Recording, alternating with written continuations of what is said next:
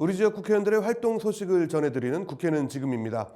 어수선한 전국 속에서도 우리 지역 국회의원들은 반가운 소식과 활발한 입법 발의를 이어갔는데요. 먼저 동해 태백 삼척 정선 지역 국민의힘 이철규 국회의원이 전해온 반가운 소식부터 전해드리도록 하겠습니다. 이철규 국회의원은 동해시가 외국인 어업근로자 복지회관 건립사업 공모에 최종 선정됐다는 소식을 전해왔습니다.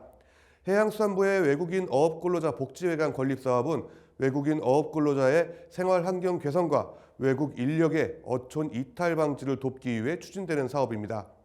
이번 공모 선정으로 동해시는 2026년까지 24억 원을 투입해 묵호항 내 항만부지에 지상 3층 연면적 522제곱미터 규모의 외국인 어업근로자 복지회관을 건립하게 됩니다. 계속해서 춘천, 철원, 화천, 양구, 갑지역 더불어민주당 허영 국회의원은 어린이 놀이시설의 관리 강화로 키즈풀 등 안전사고 방지를 골자로 한 어린이 놀이시설 안전관리법을 대표 발의했습니다. 현행 어린이 놀이시설법은요, 어린이 놀이시설을 그네와 미끄럼틀, 공중 놀이기구, 회전 놀이기구 등에 국한하고 있었습니다. 하지만 이 키즈풀의 경우 어린이 놀이시설에 해당되지 않아 안전사고 발생 우려가 높았는데요. 이번 개정안에 따라 사각지대에 놓여있던 키즈풀에 대한 안전관리가 강화될 것으로 기대되고 있습니다. 실제로 지난 2023년 무인 키즈풀에서 2살 아이가 물에 빠져 숨지는 사고가 발생하는 등 안전관리 사각지대라는 지적이 있었습니다. 원주시 갑을 지역 국민의힘 박정아 국회의원과 더불어민주당 송기현 국회의원은 동시에 반가운 소식을 전해왔습니다. 송기현, 박정아 국회의원은 지난 2일 원주시가 문화체육관광부 주관 2025 예비 국제회의 지구 활성화 지원 공모 사업에 선정됐다고 밝혔는데요. 예비 국제회의 기구 지원 사업은 지역의 국제회의 개최 역량 균형 발전을 위해 기존 광역 중심의 복합지구에서 중소도시로 지원을 확대하는 사업입니다. 원주시는 국제회의지구 사업에 오크밸리와 미술관, 박물관을 보유한 뮤지엄상과 인근 상가를 묶어 공모를 신청한 바 있습니다.